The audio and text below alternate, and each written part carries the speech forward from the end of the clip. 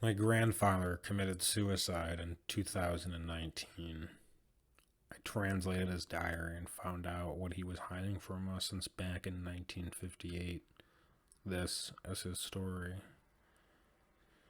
If you're confused, you should probably start at the beginning. February 1st, 1959, continued. We froze. We'd been awaiting this moment anxiously for hours, but when it came at last, we still hesitated. Blow the slope, do it, Sergey, yelled Yuri, breaking our horrified trance. Our commander smiled cruelly and hit the detonator. There was a loud crack and a boom like thunder in the distance. A flash of flame illuminated the slope, casting it in a sharp cut, shadow and light.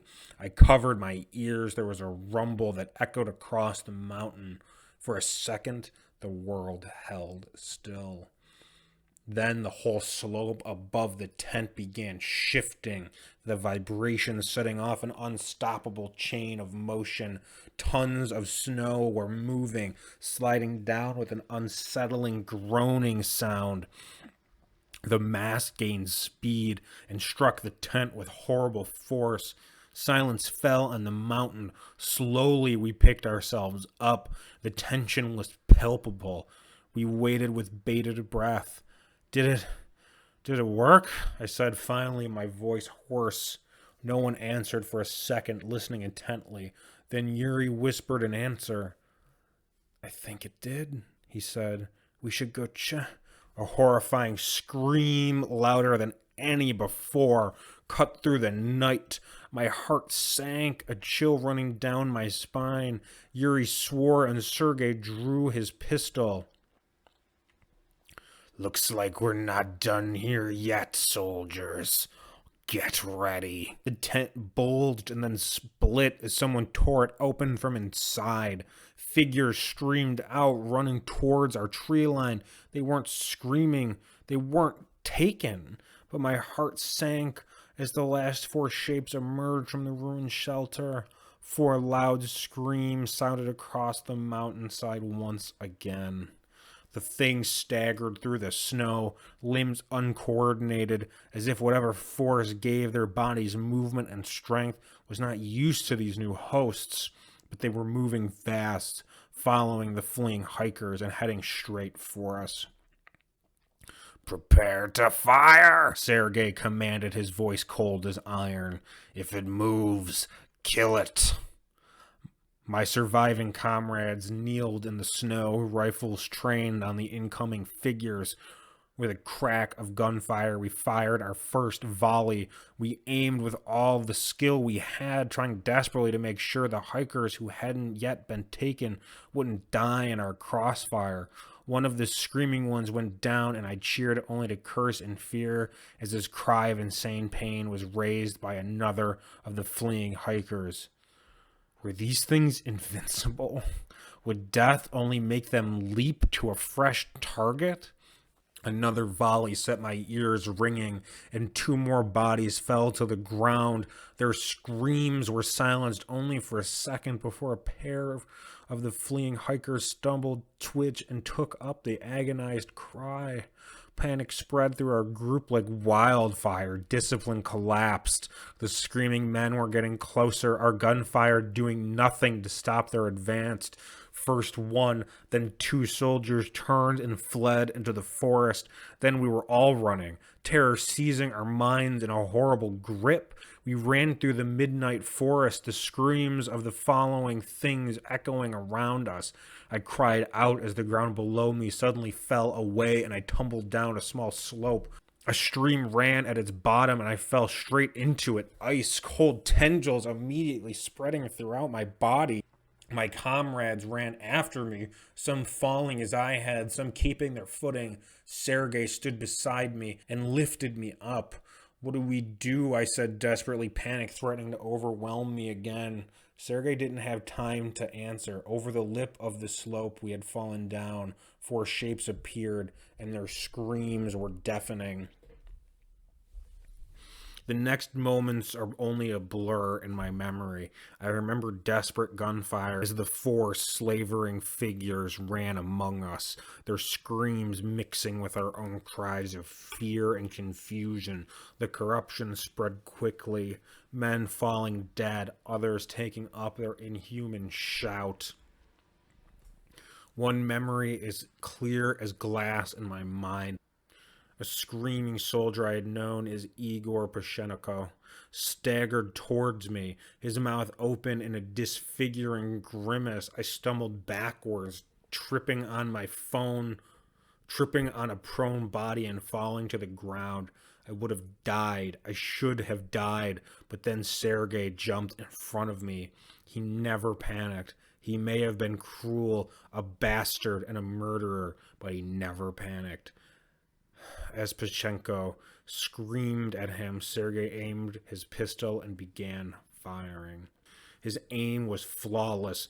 One bullet, two, three, almost a whole magazine dumped into Pashenko's chest.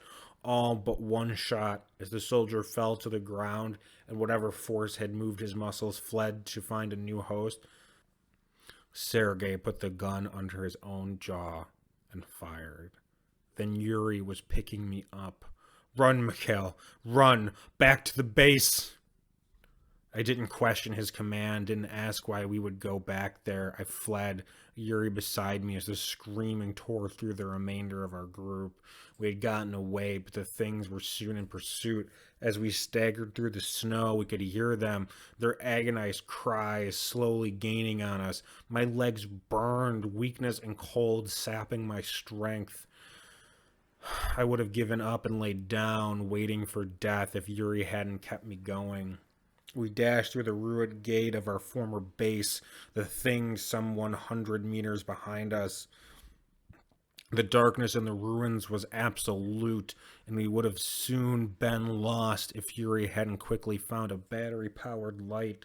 We ran downwards through the levels of the base, the screaming now closing in behind. If they caught sight of us this close, it would be the end. Where are we going? I panted, tears of fear and exhaustion streaming down my face. We're trapped down here. Yuri's face was set in stone. We can't kill them, Mikhail. If that avalanche and all the gunfire we hit them with couldn't do it, I don't know what will. Then what are we going to do? He glanced over at me for a second as we fled through the dark, then he raised his free hand and grasped in it were 2 grenades. One of these opens the caves on level 5. I lure them inside, I hide. Once they've followed me, I'll sprint out. You'll have to be ready, Mikhail. The second I'm out of the cave, you blow the entrance. We'll cause another rockfall. We will trap them again, I realized. We'll seal the cave off. Exactly. Yuri smiled grimly and thrust one of the grenades at my chest, and then I took it in his shaking hands.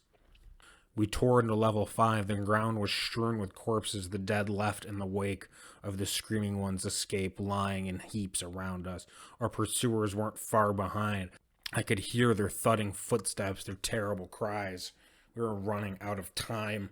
Yuri sprinted towards the pile of rubble, sealing off the caves.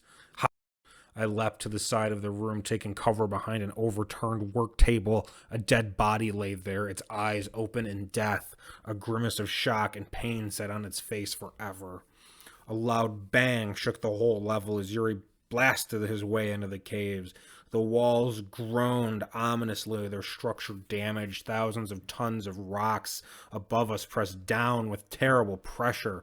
The screaming ones were approaching, their cries were deafening. Yuri's light went dark as he pushed deeper into the unseen cave. There was a quiet thud as he lay it down. The bait was set. We didn't have to wait long. The cries of the things in pursuit rose in a crescendo as they crashed onto level 5. They didn't stop and dived straight into the caverns following the light. I leapt from behind the table and ran to the cave entrance. A grenade pin clenched onto the ground as I pulled it out, gripping the safety lever in sweaty hands. I waited, my heart thudding, my breath coming in short gasps. Desperation began building inside me as I realized that something must have gone horribly wrong. Yuri wasn't coming out. How long could I wait? How long did I have? Suddenly, my friend's voice cut through the cacophony of pain echoing from the black cavern. "Blow the entrance, Miguel! Do it now!" He yelled from the dark. I couldn't. I wouldn't. My friend was in there, and I couldn't consign him to this death sentence. "Yuri," I screamed desperately. "I can't." My friend limped into view, staggering around the corner of a passage. Four shapes leapt up behind him, all attention on Yuri.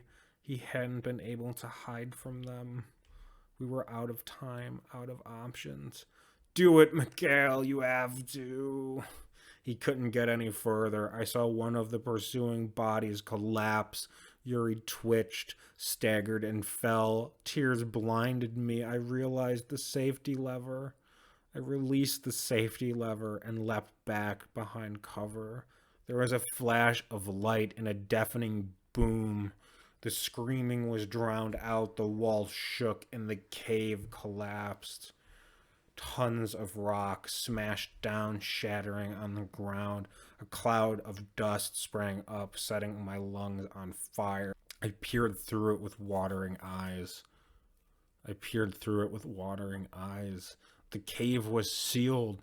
A wall of rock had fallen in its entrance, blocking it off. I fell to the ground and wept for my lost friend. This is the last entry in my grandfather's journal. Except for those last words, "God help us, they're still out there." No dead soldiers are mentioned in the old investigations of the Dyatlov Pass incident. I presume whatever arm of the government sent my grandfather to the unknown base had gotten there first, drawn by reports of missing hikers, and made sure their involvement would never be found out. In 2019, the Russian government announced it was opening a new investigation of the Dyatlov Pass incident. The conclusion was the accident was caused by an avalanche. I guess they're not completely wrong, or not outright lying. I think it was this reminder of the past that sent my grandfather over the edge, pushing repressed memories into his mind. I can't help but wonder if his last written words were true. Are they still in the caves? I wonder if somewhere out there in the icy Russian waste, buried beneath the Ural Mountains, four men, one of them a hero, my grandfather's long-lost friend, are screaming to this day. This has been My Grandfather Knew What Happened in the Dyatlov Pass Incident. I translated his diary. Written by user Drunken Swordsman. If you enjoyed this story, feel free to check out the original posting linked below, along with more of this author's work. If you would like me to read one of your stories, please head over to R. Remy Reads and post your story, and I would be delighted to take a look at it. Join me next time for another terrifying tale. Stay safe and have a horrifying week.